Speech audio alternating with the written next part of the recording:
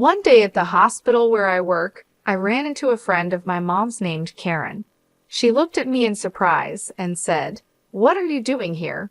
You're out of place. If you're looking for a job, you won't find one. Go back home." Karen's comment shocked the doctors around us. They didn't know what to say. I thought, what is she talking about? I hope this doesn't turn into a big issue. It might be too late already. It seemed Karen didn't realize that making an enemy of me was not a good idea. I couldn't keep quiet anymore and confronted her. "Karen, you really don't hold back, do you? Or do you just not get it?" Looking confused, she answered, "Huh? What are you talking about?" "My name is Olivia.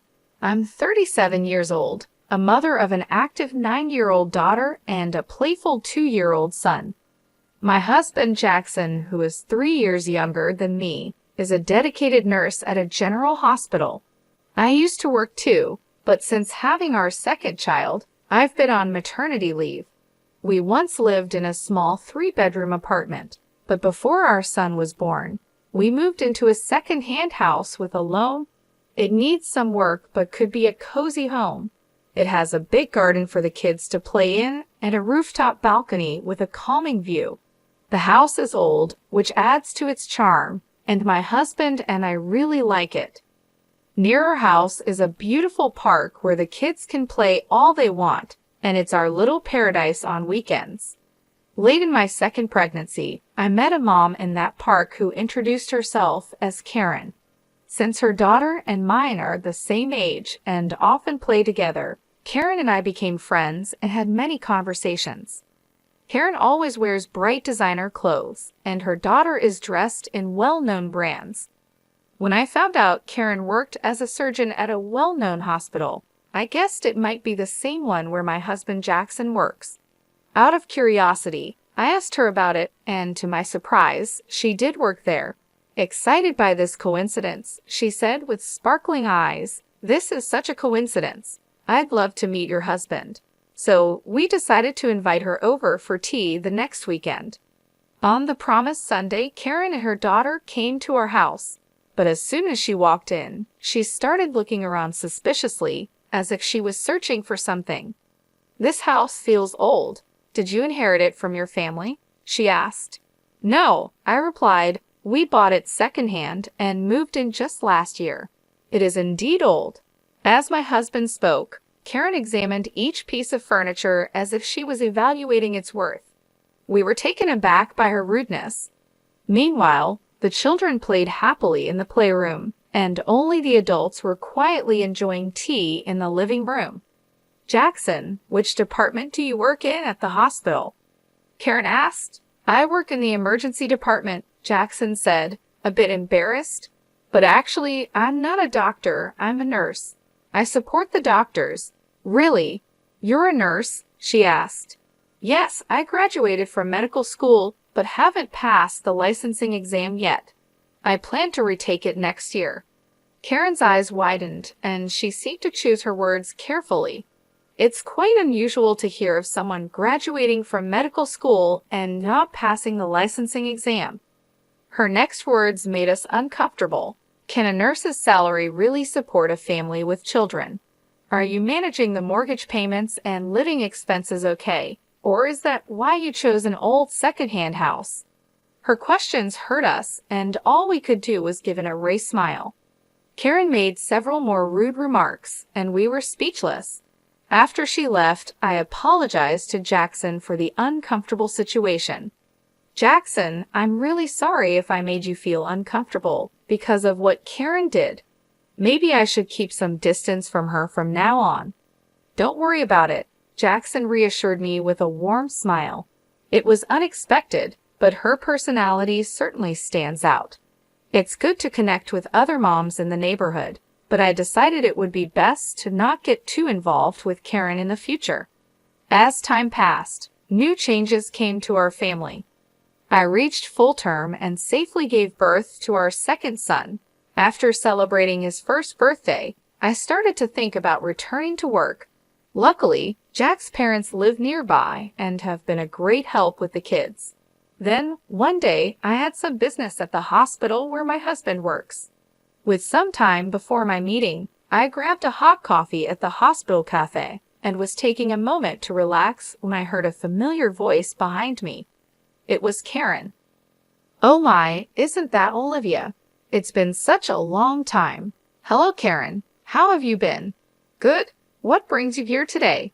Are you here to see Jackson? Maybe for a job interview or something? It must be tough on just Jack's income, right? Her tone was sarcastic, and she had a smug look as she spoke. Wanting to avoid a troublesome conversation, I responded lightly, well, something like that.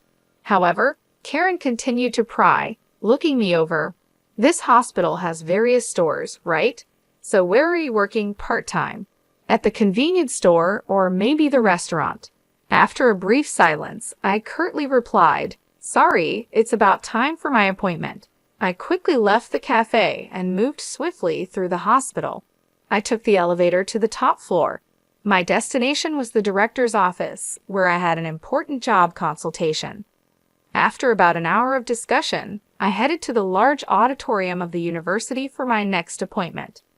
There was an important announcement scheduled that afternoon with all the hospital staff gathered. On the way to the auditorium by chance, I ran into Jackson. Jackson, that's great. After the director's talk, let's go for lunch together, I suggested. Sounds good. It's a bit of a walk, but how about pasta? He offered with a smile. The pasta place behind the hospital sounds good. I haven't been there in a long time. I'm actually looking forward to it. I agreed happily. It had been a while since I had been to the hospital, so lunch with my husband was a rare treat.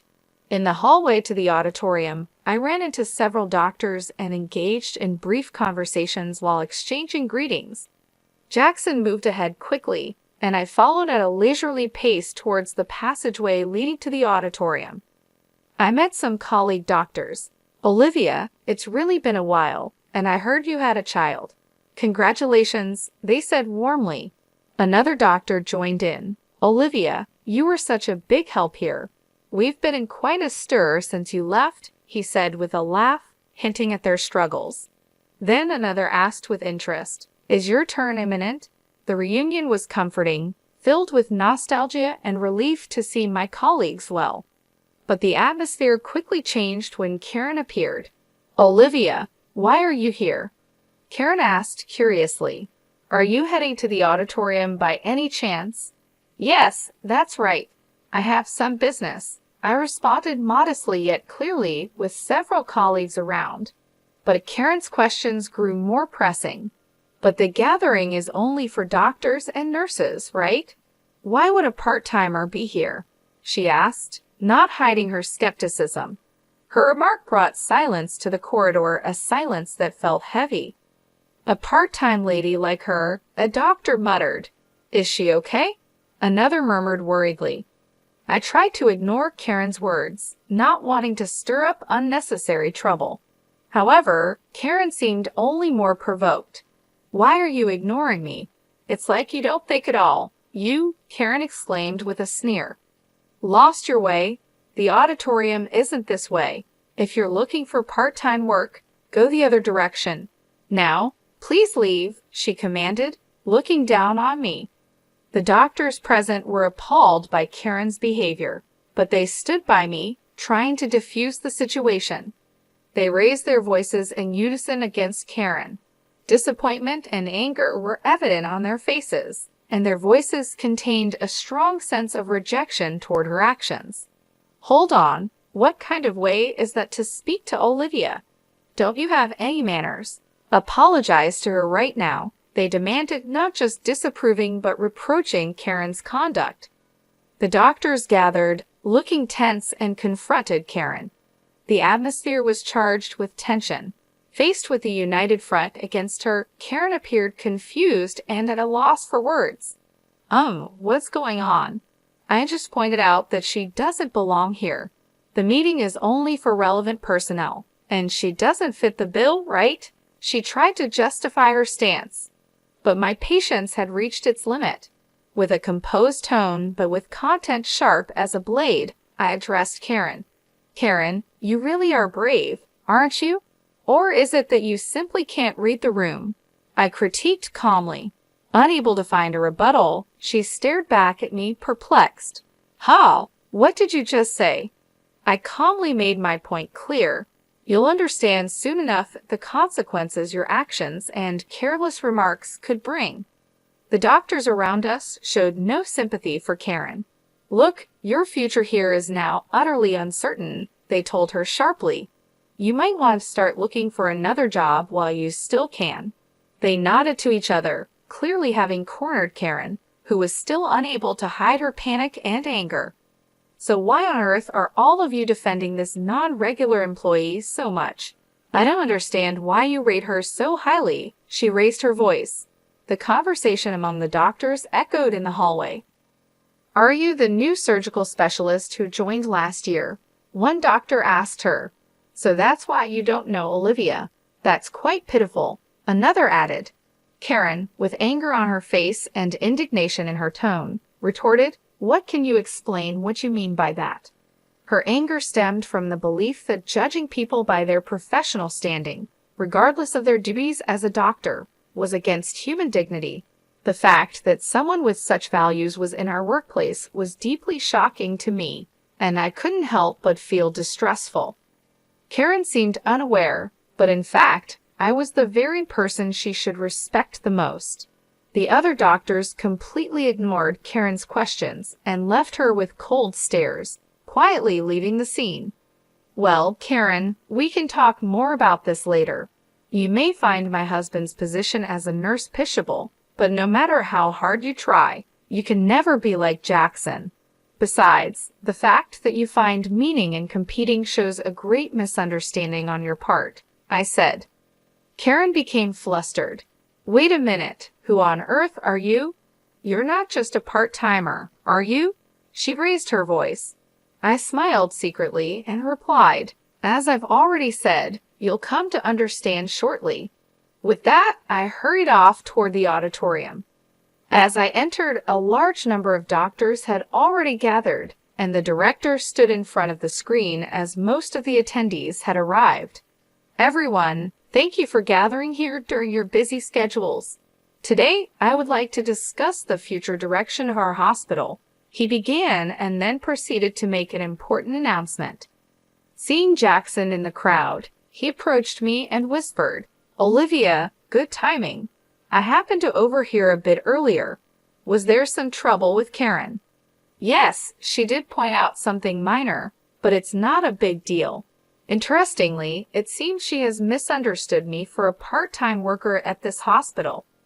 I replied, and Jack looked shocked. He responded, No way, Olivia as a part-timer.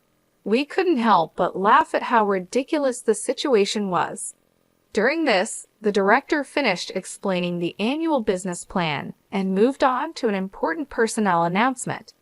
As you all know, our hospital has enough doctors and nurses. To further improve our medical services, we plan to start overseas training programs. The first training is scheduled in 3 months, and we will select 6 doctors and 6 nurses for it, he announced. This news was met with cheers from the doctors, and everyone was excited about the opportunity. Overseas training was a great chance to learn about the latest medical practices worldwide, and since it was the hospital's first initiative of its kind, everyone was thrilled. The director then said, Now, let's move on to announcing the selected 11. I remarked with a slight surprise, Look, the medical students have already been chosen. Jack listened silently next to me, waiting for the announcement to continue. First, I would like to introduce Dr. Karen. With her excellent clinical skills and remarkable treatment results, the director announced. There was no dispute in her selection. Surprisingly, Karen, who had just been in a conflict, was the first chosen as a trainee. The applause and cheers in the hall seemed to celebrate each accomplishment and effort. As Karen stepped forward, whispers of her notable achievements in medicine spread, highlighting her recognition among peers. The director continued with expectation. Now let's proceed with announcing the names of the rest who have been selected. A silence of mixed tension and anticipation fell as the names of the chosen 11 were called out one by one. Although Jack's name was not called this time, his expression showed no disappointment. He quietly watched with a sense of celebration as each selected individual stepped forward. Addressing the 11 lined up on stage, the director asked, "Are all of you ready in spirit for the training? Please share a word about your enthusiasm and determination." He encouraged them gently. Each gave a brief but resolute speech, reaffirming their strong intentions. After everyone had spoken, it was finally Karen's turn. She spoke with proper decorum yet confidently. "I am truly grateful for this training opportunity. I aim to help our hospital progress further with the advanced medical techniques I will learn abroad," she said with a polished greeting. Then she turned slowly towards where we were seated and continued in her assertive tone. "However, this hospital has inexperienced nurses who continue to fail the national exam and bold individuals who try to attend medical conferences despite not being regular staff. I intend to improve and transform all these aspects." Karen's bold statement changed the mood in the room, and the looks directed at her turned cold. Her words brought out the hospital's tensions and showed how risky youthful overconfidence can be. The director's intense gaze seemed to freeze the room, adding gravity to the situation. Maintaining his calm, the director asked Karen, "Karen, that comment was about those two sitting there, wasn't it?" His smile was calm, but didn't reach his eyes. Confidently nodding, Karen replied, "Yes, exactly. There are those unfit for this noble assembly." Remaining composed, the director then called out unexpectedly, "Olivia, could you come forward, please?" With this invitation, I, who had been just an observer, suddenly became the center of attention. Confused and beginning to lose her confidence, Karen asked, "Why her? Why are you calling her name?" The director, showing disappointment towards Karen, said in a quiet voice, "Karen, I am disappointed in you. Olivia, please introduce yourself to everyone." Taking a deep breath, I started, "Hello, everyone. It's been a while. I am Olivia, the chief of the medical department. I apologize for any inconvenience my maternity leave may have caused, but I will be resuming my duties next month. I look forward to working with you all again." Karen's voice couldn't hide her surprise. "Wait, she's the chief of the medical department." Her eyes searched the room for confirmation. Indeed, as the head of the medical team, I was about to return to my role. I had taken a 3-year parental leave to give birth to and raise my first son. The director, confirming the truth, added quietly, "By the way, Olivia is my daughter." His words rang clear in the room, clearly defining the situation. Karen's expression shifted from confusion to shock.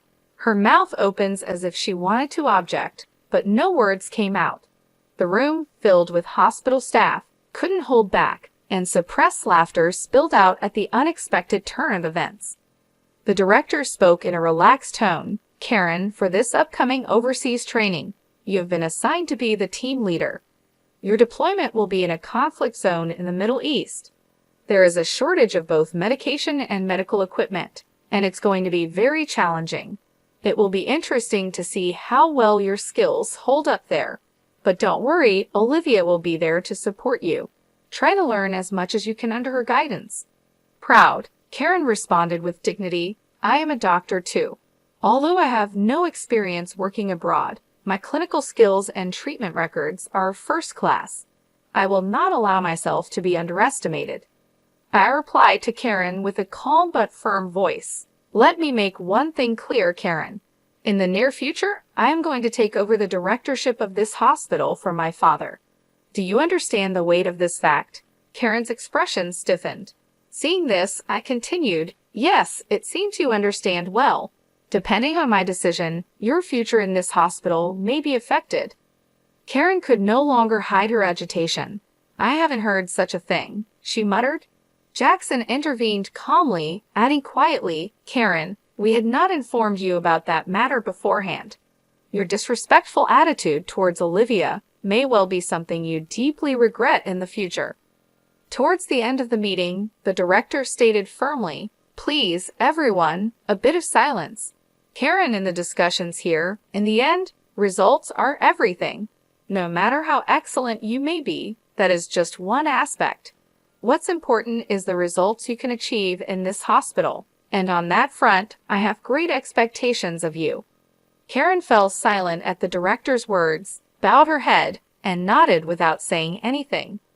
The director concluded, "Today's meeting is adjourned." As his words ended, everyone in the auditorium stood up and returned to their respective places. Stepping out of the director's office leisurely, I casually said, "Shall we go for lunch? I've got a craving for pasta today." Side by side with Jackson, we left the meeting behind us. I started walking towards our favorite pasta place behind the hospital, leaving the building behind. As we were about to pass the small smoking area set up behind the hospital, I spotted Karen. She was deep in thought, taking a drag of her cigarette. When our eyes met, Karen awkwardly looked away.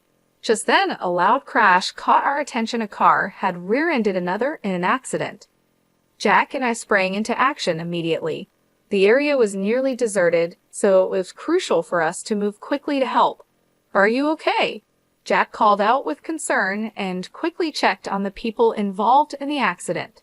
One was the driver in the car that was hit, and another was a pedestrian who happened to be walking by. Karen also rushed to the accident scene, but seemed overwhelmed by the chaos. Acting on my medical instincts, I began to give directions. "Jackson, quickly get that man into a safe position and check his pulse," I instructed. Jack moved without wasting any time, following my instructions promptly. As an emergency nurse, Jack had received special training, including attending surgeries I conducted. I had trained him rigorously, which helped him develop exceptional practical skills compared to other nurses. I then directed Karen with calm and clarity. "Karen, check if that elderly person is bleeding and assess their level of consciousness." However, Karen seemed paralyzed by the seriousness of the situation, standing still without moving. My voice grew firmer as I insisted, "Karen, do you understand what I'm saying? Please respond quickly." Her voice was tense. Karen was clearly overwhelmed, and with an unstable voice, she replied, "Ah, yes, what should I do?" Her panic was evident and seemed to add to the confusion at the scene. I rebuked Karen firmly yet patiently. "Don't you know what to do in an emergency? I doubt you're even a surgeon." Karen responded with what could be perceived as anger. "That's not true. There's nothing I can't do." But her actions, though active, clearly lacked effective measures, and she was just bustling about the scene. I then looked to Jackson. "Jackson, could you measure that elderly person's blood pressure and make sure there's no bleeding?" I gave the orders calmly. Jackson promptly replied, "Understood," and began to manage the situation. The accident scene started to regain some order with our swift response. Jack spoke to Karen with unusual sternness. "Karen, come over here and help." Karen reacted to Jack's command. "What do you mean? A nurse asking for such a thing?" she complained. But Jack cut her off. "This is no place for someone who can't do anything.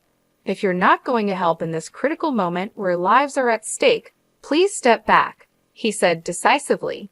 Karen was at a loss for words and stepped back from the scene silently.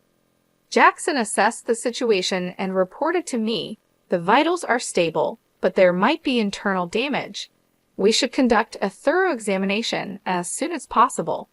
As professionals, we showed readiness to collaborate with other medical staff around us, doing our best for the patients.